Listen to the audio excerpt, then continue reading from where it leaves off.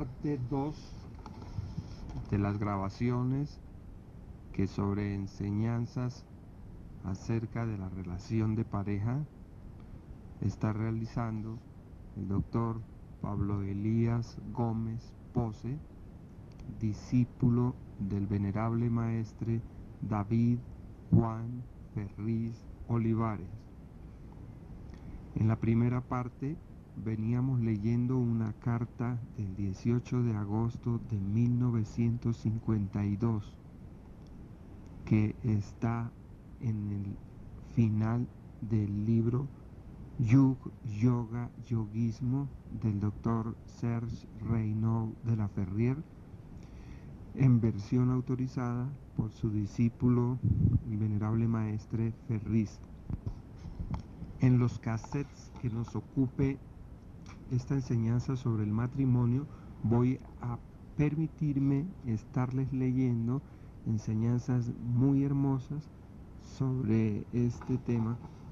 Antes de continuar con la lectura anterior, voy a leer del libro Los propósitos psicológicos, tomo 2, una carta, aparte de una carta que el doctor Reynaud de la Ferrier le mandó a una señorita en Francia, en la página 253, 254 y 255 del propósito Iniciación Crística. Dicen así estos apartes: 300 religiones se dividen el mundo actualmente y es el tiempo de ofrecer al ser humano otra cosa que una canalización del pensamiento. Libre, él debe comprender el problema, ya que la creencia ciega no conviene más al cerebro del siglo XX. El hombre tiene derecho a saber lo que él es y lo que significa la verdad. Los dogmas y los rituales que tienen su valor, tanto desde el punto de vista simbólico como de la disciplina indispensable, deben ser, sin embargo, sobrepasados espiritualmente. Salir de tan limitado marco es lo propio de la inteligencia que caracteriza a la raza actual. El género humano debe jugar su papel y este no es el privilegio de algunos seres, entre comillas, tocados por la gracia. Cada uno, sin consideración de sexo, de raza, de creencia o de nivel social, tiene derecho a la vía verdadera. La sublimación espiritual está fuera de las limitaciones de una secta. Las luchas de capillas ya han hecho suficiente mal. Dios es justo y sus hijos piden esa justicia, así como el reino de su nombre glorificado. Bajo la cubierta de una fraseología pueril, demasiadas carnicerías han sido cometidas, y si el hecho de ser cristianos diera el permiso de matar, más valdría entonces alejarse de esa denominación. Ser cristiano es considerar a todo el mundo como hermano, porque el Cristo, de quien unos se dicen los discípulos, consideraba no a una secta o a una organización como movimiento cristiano, sino al mundo entero. El divino Nazareno no habría dicho jamás: hijo mío, tú estás en el error. Si una persona busca la verdad y a Dios en su infinita ilimitación, buscad el reino de Dios y todo el resto os será dado de más, dijo él. Que yo sepa, el reino de Dios no está limitado, y lo es mucho menos en un movimiento, en una organización, en una secta, una religión, así hubiese sido creada por el Imperio de Roma.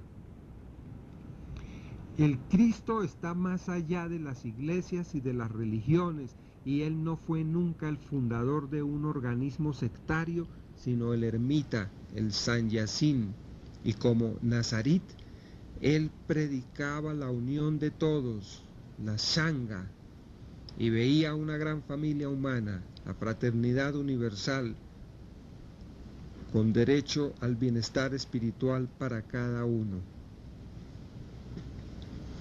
No matarás Es ciertamente el primer mandamiento que deben observar los cristianos. Mateo lo señala en su capítulo 5, versículo 21, y para mayor certitud, Jesús lo indica en primer lugar a aquel que le pregunta cómo obtener la vida eterna. Mateo 19, 18. Matar a los animales es un acto también homicida, y la historia de la humanidad está llena de comentarios a este respecto. Las religiones se han levantado siempre contra la supresión de las criaturas de Dios que existen como los hombres, ya que fueron creadas en el mismo momento. Dios creó los animales vivientes y creó al hombre en el mismo período del sexto día, se ha dicho. Ahora saltamos un pedacito.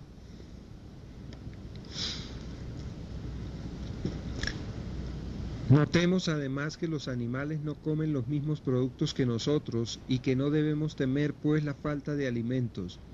Por otra parte, la producción alimentaria existe en exceso sobre las cantidades requeridas para las necesidades de la población. Ciertamente hay demasiado que comer sobre el planeta, pero la distribución está a menudo mal hecha. Todos tenemos nuestra misión sobre la tierra. Tanto se necesitan ministros de culto como hombres de ciencia y trabajadores de fuerza. Entre las mujeres, las que se casan y cumplen con su deber de madre, tienen tanto mérito como las vírgenes que se entregan a Dios en sus oraciones. En realidad, la mujer es nítidamente diferente del hombre. Esto proviene de una causa muy profunda. El organismo impregnado enteramente de sustancias químicas producidas por las glándulas, y por eso la mujer debe desarrollar sus aptitudes en la dirección de su propia naturaleza sin tratar de imitar a los hombres. No ha habido jamás grandes filósofos o grandes sabios entre los eunucos y las mujeres. Por ello no pueden tener las mismas ocupaciones o los mismos poderes que los hombres.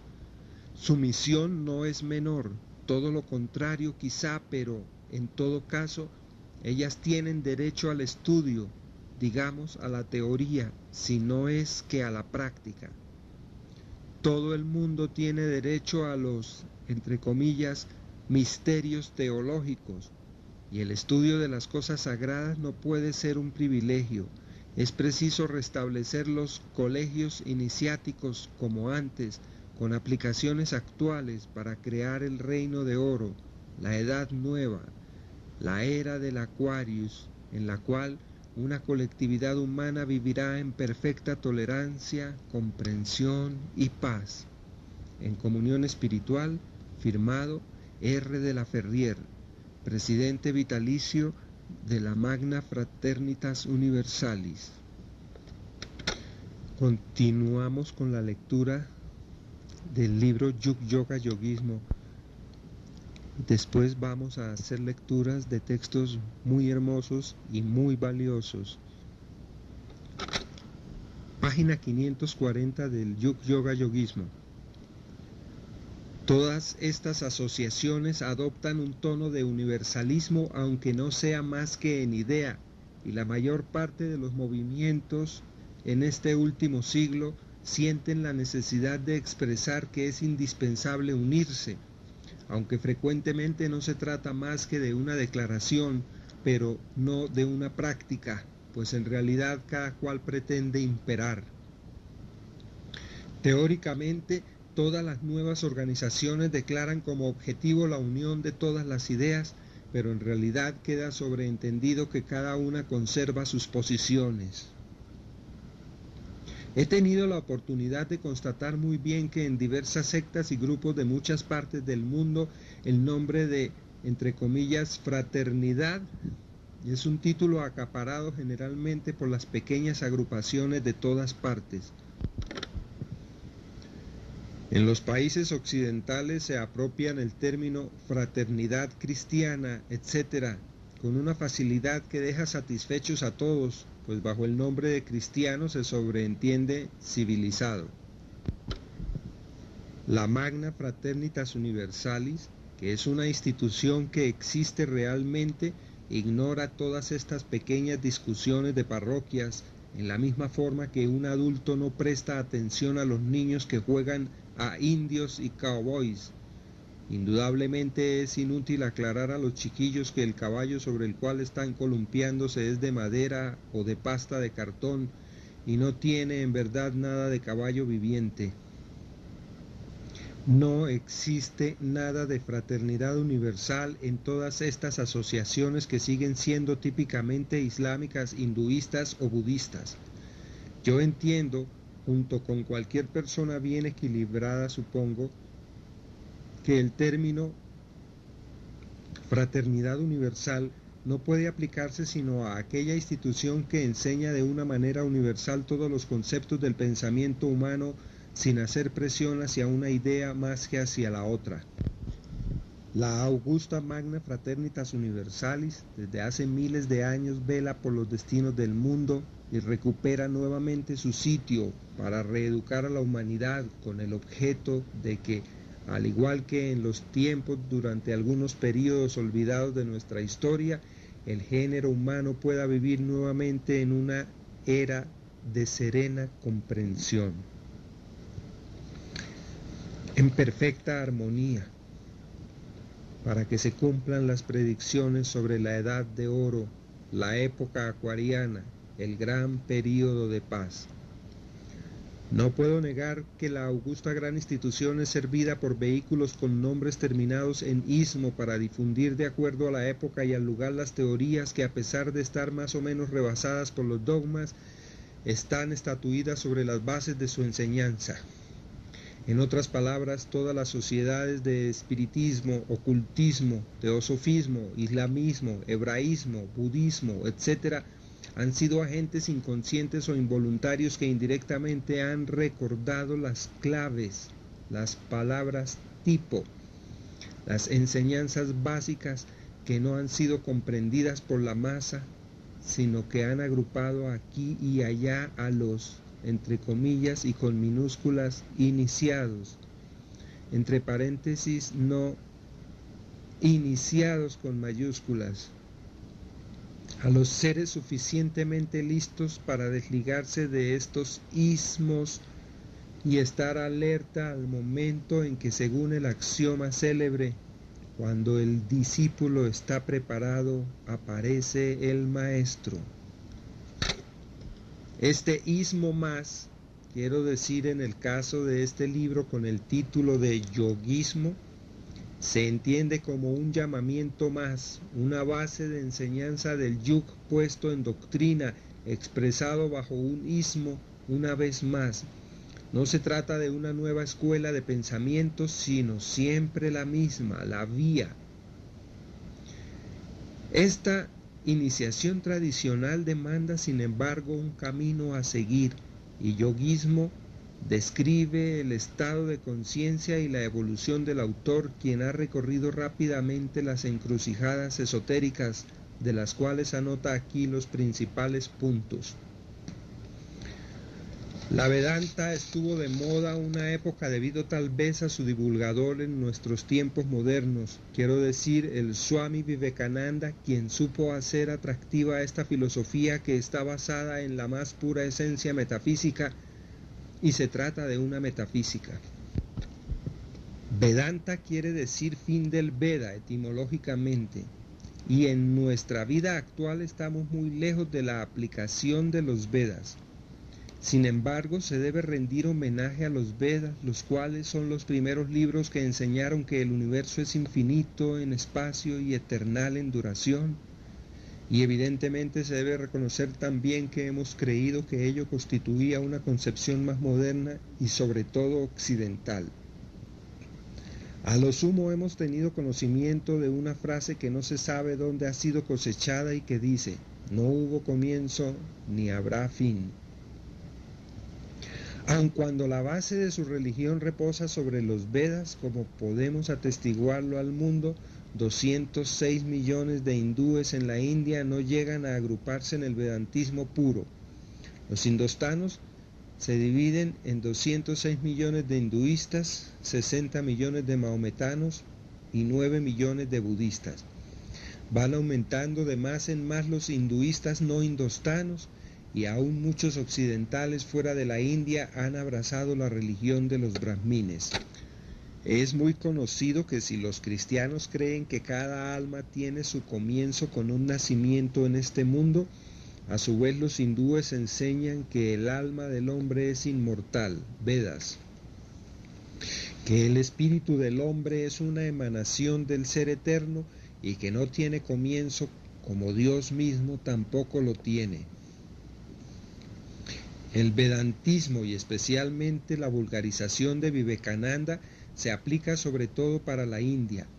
¿Acaso no ha escrito él mismo en El problema de la India moderna y su solución, artículo en bengalí como introducción al Udbodhana, el 14 de enero de 1899, entre comillas, Europa y América son los niños avanzados del Yavanas, una gloria de sus ancestros, pero los modernos habitantes del país de Bharata, el Indostán, ¿no son acaso la gloria de los antiguos arios? Cierra comillas. El Swamiji buscó sobre todo una solución para su país y viajó con el objeto de fortificar las aportaciones y la asistencia en contra de las otras religiones de las cuales recelaba. Él dijo en ocasión del primer número del boletín de la misión Ramakrishna, bisemanario en bengalí, entre comillas, el diluvio de propaganda budista quiere hacer nuevamente de la India un gran monasterio, cierra comillas. Conforme a mi respetuoso punto de vista, me parece que esto no tiene nada de religión universal, sino más bien una propaganda nacionalista, básicamente religiosa según lo comprendo. Nuevamente una religión con un solo sentido, al igual que el cristianismo pretende hacer del mundo un planeta cristiano, o que el islamismo desea convertir el mundo a la fe de Mohamed. El maestro del Swami era un poco más sabio, se sabe que Vivekananda era un apasionado, en cambio su gurú Sri Ramakrishna, el Paramhansa, era más sereno.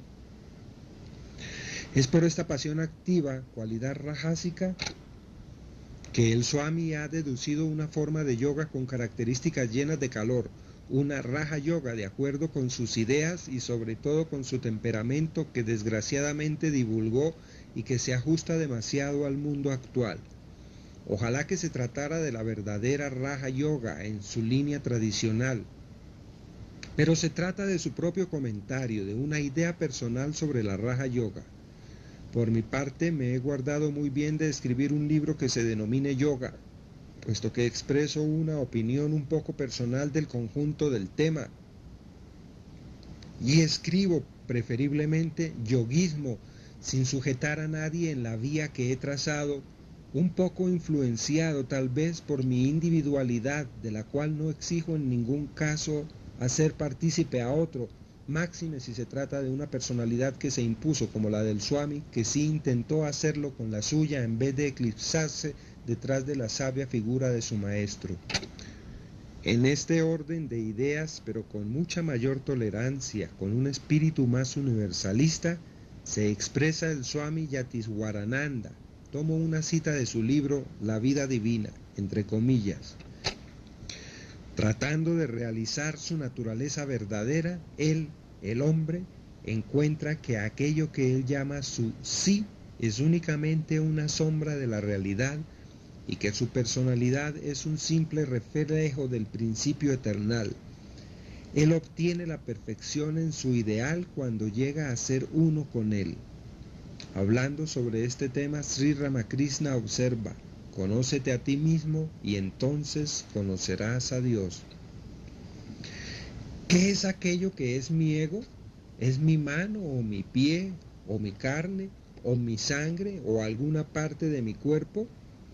Reflexionad bien y conoceréis que no existe el yo. Mientras más se monde una cebolla, más mondada quedará, puesto que no se le encuentra la semilla, la glándula. También cuando se analiza el ego, se pierde en nada, nothingness. En resumidas cuentas, aquello que se va dejando es el Atman, el sí, el chit puro, conciencia absoluta. Dios aparece cuando el ego muere, cierra comillas. Estamos aquí en presencia de una profunda enseñanza. En unas cuantas palabras la cuestión ha sido definida. Es el yug con mayúsculas.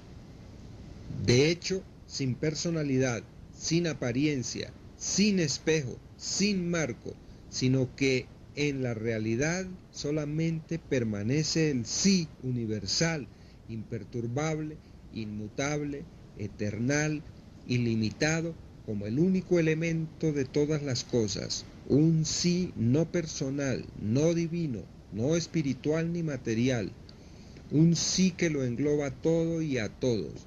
La ideación de que he hecho mención anteriormente es ello la verdadera yoga, el sistema a realizar. En el hinduismo los métodos no son sobre discusiones metafísicas como en la mayor parte de las religiones, de las subjetividades o de las enseñanzas básicas, sino que son sobre realizaciones verdaderas. Los filósofos hindúes han sido hombres de experiencia trascendental. Los darshanas, puntos de vista, constituyen por extensión los métodos filosóficos. Ellos son las visiones directas sobre la experiencia de la verdad. Está dicho en el Katha Upanishad 2.24, ni aquellos que no han vuelto a frenar la perversión, ni los desordenados, ni los que no meditan, ni los que tienen pensamientos caóticos pueden alcanzar el sí aún con el conocimiento. Se requiere un estado sereno para abordar el saber. Desde el comienzo la calma debe ser establecida. Es necesaria la maestría del cuerpo y del espíritu antes que todo. La salud física tanto como la salud moral. Se cura generalmente el cuerpo sin el espíritu o se cura el espíritu sin el cuerpo. Se debe buscar un justo medio, un equilibrio. En este sentido, la yoga es entendida en las escrituras como un término que significa la disociación del sí, de las cosas físicas, del yo personal y mentales, del yo superior, y la unión con lo impersonal y eternal, inmutable, Dios. Es la balanza yuxtapuesta entre dos principios que parecen existir, pero que deben fusionarse para que se constate la realidad con mayúsculas una. El Bhagavad Gita enseña, capítulo 18, versículo 62, refúgiate en lo divino con todo tu corazón, y por su gracia obtendrás la paz suprema y la permanencia eternal. Es de esta enseñanza que el cristianismo ha tomado sus bases, constatando también la misma lección dada por la tradición judía en el primer mandamiento, entre comillas, teniendo siempre erecto el pensamiento hacia la yoga y el espíritu sumiso, el yogi alcanza la paz que mora en mí, el divino, la paz que culmina en la emancipación final. Gita 6.15. He aquí una línea de conducta indispensable para obtener el resultado, pues las vías ofrecidas a los aspirantes, los métodos no difieren más que para satisfacer los distintos temperamentos y tendencias. Pero tal y como lo hemos visto, reposan sobre la misma base y es solamente la técnica la que difiere un poco.